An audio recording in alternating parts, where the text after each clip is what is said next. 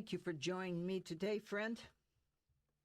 Before we get started, please like, share, and subscribe. It helps us a lot. The video can be seen by more people, and I really appreciate it. We're going to look at the book of Matthew today. This is the first book in the New Testament, and it's one of my favorite books in the Bible. So Matthew chapter 7, verse 8. Ask, and it shall be given to you. Seek, and you shall find. Knock, and the door shall be opened unto you. For everyone that asks receives, and he that seeks finds, and to him that knocks it shall be open. I'd like to share a little story with you. One summer day, years ago, I went to my daughter's house, wanting to surprise her and her sweet family. They didn't live very far away. I just thought it'd be fun.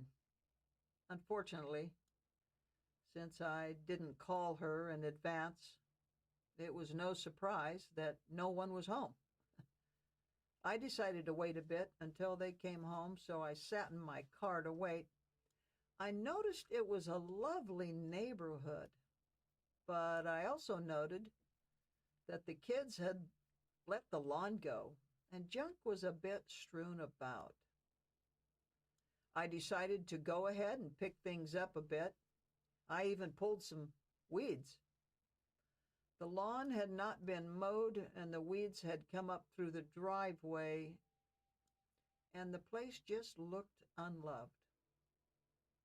I saw the neighbor across the way wave, so I waved back with a big smile.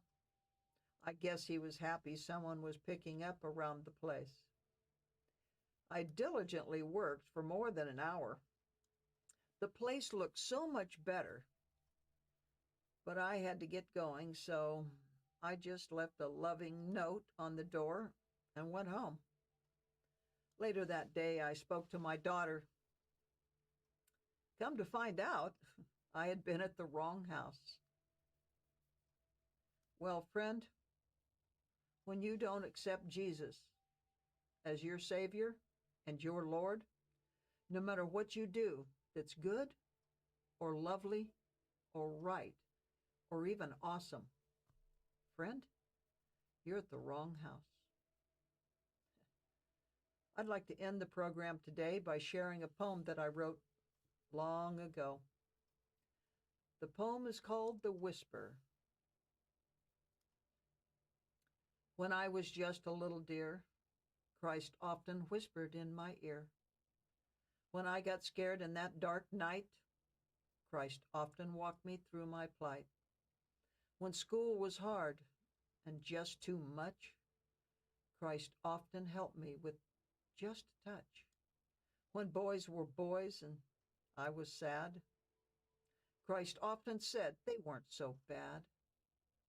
When I felt hurt, I'd run away. Christ often asked that I would stay.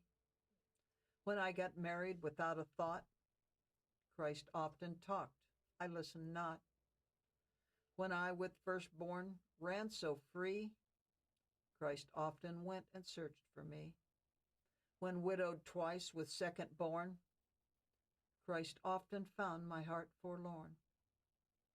When I recall the Lord my helper, Christ often was my only shelter.